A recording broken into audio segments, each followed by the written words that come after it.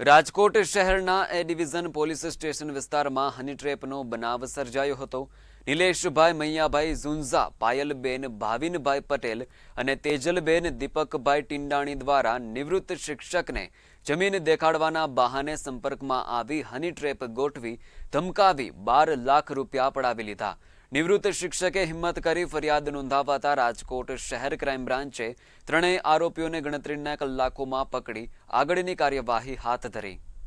રાજકોટ શહેરના એ division police station વિસ્તારમાં હની ટ્રેપનો બનાવ સામે આવ્યો છે, જેમાં જમીન બતાવવાના બહાને સંપર્કમાં આવી આરોપીઓએ નિવૃત્ત શિક્ષકને પોતાના જાળમાં ફસાવ્યા હતા। આરોપીએ પહેલા ઓળખાણ બનાવી પછી હની ટ્રેપ ગોઠવી નિવૃત્ત શિક્ષકને ડરાવી ધમકાવી કુલ 12 લાખ રૂપિયા પડાવી લીધા હતા, જે ફરિયાદના આધારે રાજકોટ ક્રાઇમ બ્રાન્ચે 3 આરોપીઓની ધરપકડ કરી છે।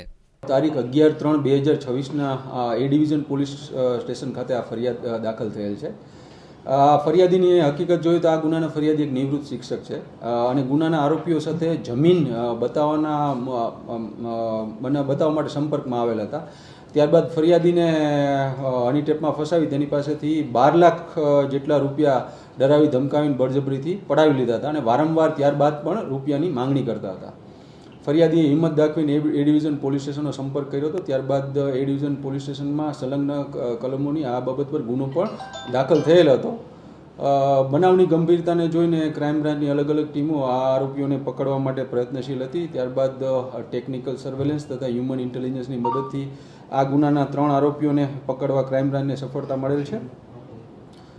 આરોપીઓના નામ છે પાયલ પટેલ, જે ગાંધીનગરના રહેવાસી છે। ત્યારબાદ નિલેશ મૈયાભાઈ ઝુંઝા અને તેજલ ટિંડાણી, આ ત્રણેય આરોપીઓને પકડી એ ડિવિઝન પોલીસ સ્ટેશન સોંપી અને ત્યાં જ વધુ તપાસ તજવીજ ચાલુમાં છે।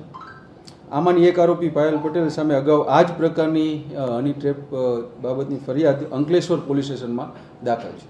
આ લોકોની એમાં તો જે ફરિયાદી છે એ એક કોમન મિત્ર થ્રુ આ પાયલ પટેલના સંપર્કમાં આવ્યા હતા અને ત્યારબાદ જ આ આખો ગુનો બન્યો હતો।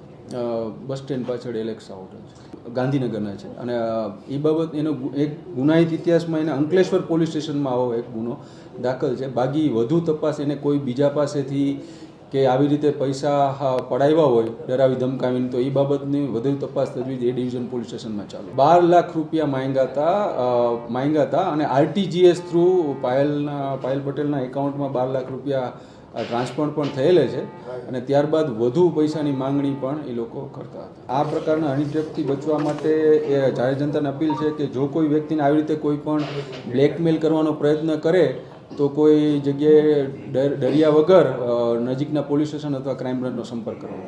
હની ટ્રેપ મામલે નિવૃત્ત શિક્ષકે હિંમત કરી પોલીસમાં ફરિયાદ નોંધાવતા રાજકોટ શહેર ક્રાઇમ બ્રાન્ચે તાત્કાલિક તપાસ શરૂ કરી હતી। તપાસ દરમિયાન ક્રાઇમ બ્રાન્ચે નિલેશભાઈ મૈયાભાઈ ઝુંઝા, પાયલબેન ભાવિનભાઈ પટેલ અને તેજલબેન દીપકભાઈ ટિંડાણીની ગણતરીની કલાકોમાં જ પકડી પાડ્યા હતા। પોલીસે ત્રણેય આરોપીઓને ઝડપી આગળની કાયદેસરની કાર્યવાહી હાથ ધરી છે। ત્યારે ક્રાઇમ એસપી ભરત બસિયાએ માહિતી આપતા જણાવ્યું હતું કે પાયલ પટેલ વિરુદ્ધ અગાઉ ભરૂચમાં પણ હની ટ્રેપનો ગુનો નોંધાઈ ચૂક્યો છે। ત્યારે અન્ય કોઈ વ્યક્તિઓને હની ટ્રેપમાં ફસાવ્યા છે કે કેમ તે દિશામાં હાલ તપાસ કરવામાં આવી રહી છે। કેમેરામેન કેતન લખતરિયા સાથે સંવાદદાતા દિલાવર ચુડેસરા, ગુજરાત ન્યૂઝ, રાજકોટ।